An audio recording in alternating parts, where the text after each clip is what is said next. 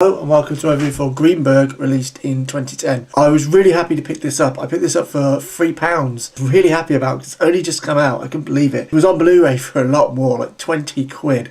And I'm thinking, no way am I going to spend 20 if I can get it for £3 on DVD. I'm not that Blu-ray obsessed. I'm not Blu-ray obsessed at all.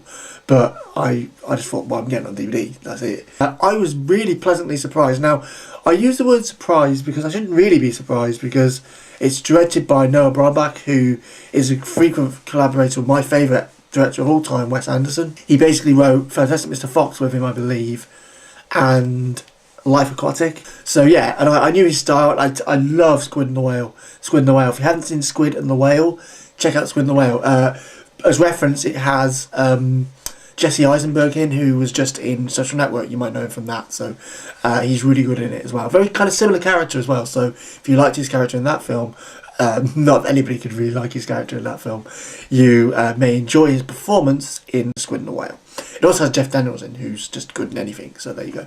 I have to say, was great. I was a little worried. I don't think Stiller's performance is the best I've seen in terms of a comedic actor going straight.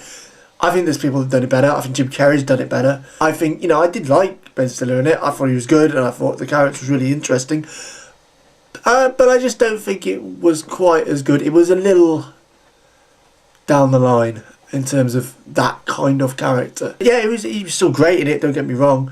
It was just not quite as good as maybe I expected. He was, an asshole. He was an idiot.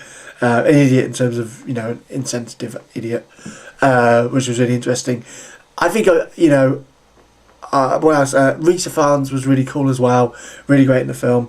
As was Greta Gerwig, who I thought was my favourite part of the film, the best part of the film. She was so angelic and interesting and engaging on screen. And there was an unfortunate period where she wasn't on screen for about 25 minutes, which was a bit of a shame.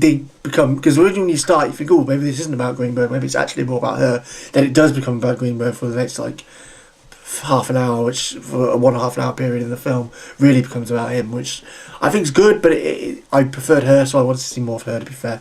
But yeah, she was really good in it. Probably one of my favourite, if not my favourite, female performance of the year. The direction was great, everything in terms of that was great. It's just my kind of dark, subtle comedy, really. I was bound to like it. I was bound to enjoy it, so there was no real kind of possibility of me not liking it, I don't think.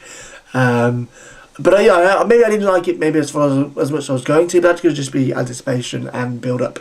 So, I could probably just take that down to that. It is one of the movies I could see going up to an A+ on rewatch. But for now, I'm going to give it an A-. I didn't like the last line in the film. You'll know what it is when you hear it. Obviously, it'll be the last line. But it's way to the point. It's way to the point. I just thought, oh God, they didn't just say that, did they? But really, it's no worse than anything that's been in a Wes Anderson movie before. But it just, for some reason, I just thought, oh God, please don't, oh no. And then they said it, and it was like, oh God. Point, there it is, you just touched it. But there you go. Okay then, so yeah, that's Greenberg, A-. An interesting performance, if not brilliant, but still very good, by Ben Stiller.